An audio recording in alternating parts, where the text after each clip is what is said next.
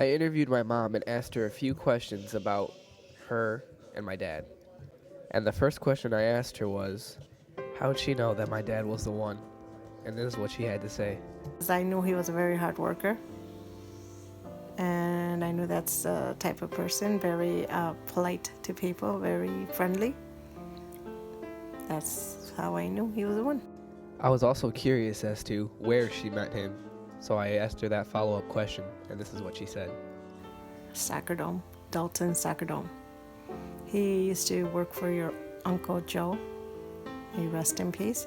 He was his head worker, like the guy in charge that had like 6 guys under his charge. And Uncle Pepe would always brag about he had this great worker that worked like 12, 14 hours a day and never stopped, and was pretty well, did pretty good for himself, and that I should meet him. So it was your Uncle Pepe that kind of pushed me.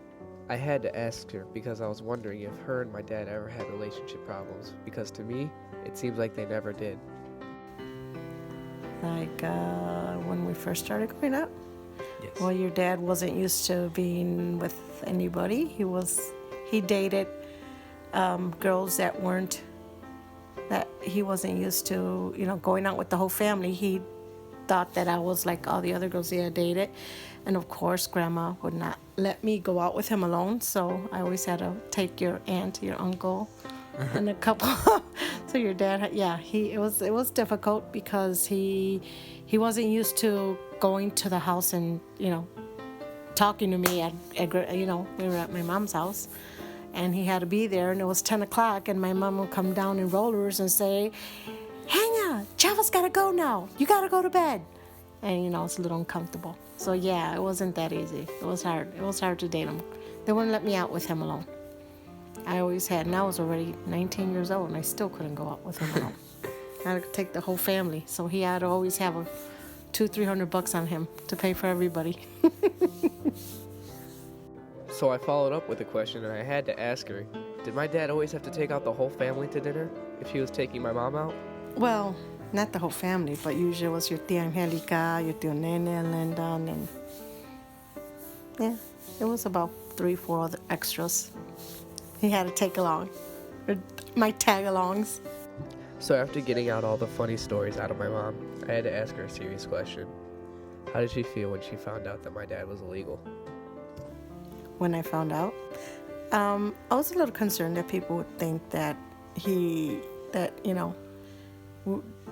that we were gonna date because he wanted to get legal, but at the same time, I realized that he didn't care about that. We were married for about 5 years before I ever forced him to get his green card, because he did not. He said that he didn't need it, and I was the one that was bugging him because he didn't want my family to think that he had married me because of that. So it took a while. It took about 5 years for me to actually, start the documentation for him to be legal. He was stubborn, hard-headed. No, I don't need that. You know how he is. I paraphrased the same question because I wanted to see if I can get more information about it. I told you. I mean, that was fine with me. I mean, I didn't care. I wasn't dating him because he was legal. He was a human being. He was somebody I was compatible with, and we had, same ideas, and we wanted the same things out of life. So I'm like, okay, this dude'll do. Plus, I was dying to get out of Grandma's house.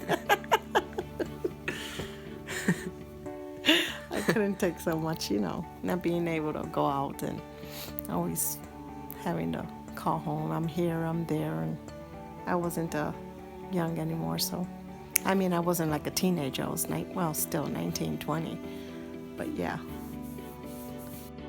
So I asked my mom about her marriage today, and is she happy?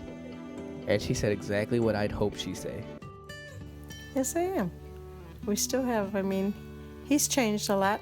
He's gotten, he helps me a lot.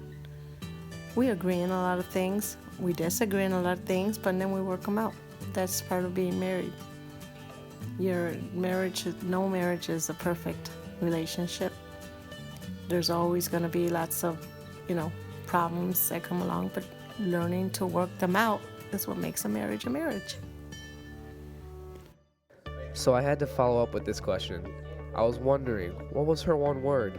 Her one measly word that she can think of to describe a marriage and how to keep it together. Compromise. Compromise. It's like a silent treaty that we have, that one time I win, the next time he wins. We never talk about it. We never say, oh, last time you won this discussion. It just automatically happens. And I think that's helped us a lot.